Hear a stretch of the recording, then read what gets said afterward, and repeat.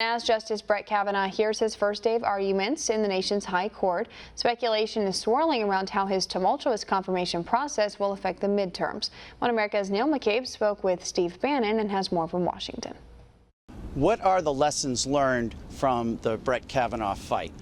I think it's a very simple lesson, is that that's what the future is going to look like if we lose the House of Representatives. I think it's what's galvanized the right. I think it's why Steve Bannon saying nice things about Mitch McConnell. And Mitch McConnell saying, Steve Bannon saying nice things about me is an out-of-body experience. That we've united the entire right, from the grassroots movement, from the populist movement, from the economic nationalists, all the way to the establishment. Everybody realizes in the last 4 weeks of this that if we don't pull together and hold the Senate and pull together and stop this blue wave in the House, which I think we can do now, every day of Trump's presidency starting in January is going to be exactly what you saw in the Kavanaugh hearings.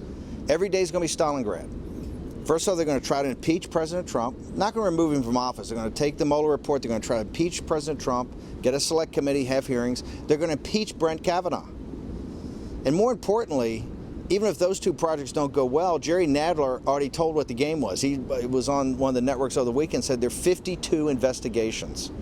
So wherever you are on the right, whether you're for tax cuts, whether you're for deconstruction of the administrative state and deregulation, whether you're for build the wall, whether you're for more border security, sovereignty, a more effective defense bill, no matter what your passion is, life, if you're evangelical all the way to a libertarian, from Wall Street to the Rio Grande Valley, if you don't want the program stopped, and this is what I've been arguing for 9 months, this is about the Trump program.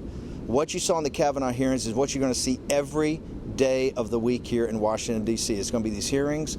They're going to put everything under investigative, microscope.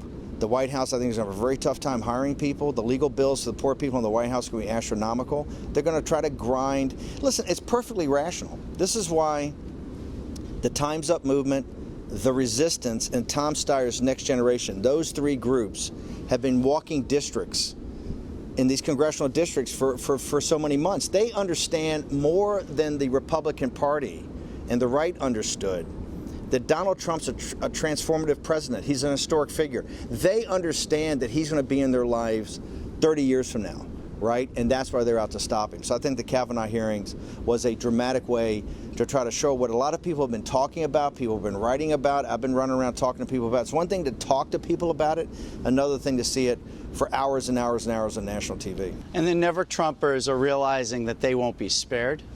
Bret Stephens, look at Bret Stephens, look at the Wall Street Journal, look at all the never-Trumpers saying, hey, finally, here's what's so important, I think, for people on the right, the lesson to take away from Kavanaugh, is that the establishment didn't fold. Normally, they're the first to run for the hills at the sound of the guns, right? They hung together. Mitch McConnell deserves a lot of credit. It had been very easy to fold the hand and to go back and try to get another nominee. It had been very easy to do that. The onslaught, this is the cultural Marxist left. This is the way they roll. This is about the politics of personal destruction.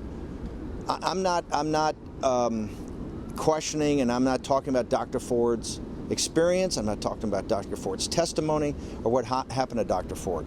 That's totally separate than what we saw. You know, what we saw of the follow-on from other forces and what this city saw, right? You saw the anarchy. This is like the French Revolution. This was a mob. Okay, if you want to be run by a mob, then you're just going to sit back and not get focused on getting you and your neighbors out to vote. This is not about Dr. Ford. This is not about what happened to her. This is not about her testimony. This is not about her lived experience. This is something far deeper. And I think it's galvanized the right, and I think people have seen it as a wake-up call, and I think it's a great compliment to the establishment. They didn't fold, and I think that's what's energized so much of the grassroots, that everybody seems to get the joke now, and everybody's going to pull together. Want to see more videos like this? Click on the link below and subscribe to One America News on YouTube, and call your cable provider and kindly demand that One America News is added to your lineup. Call and subscribe today.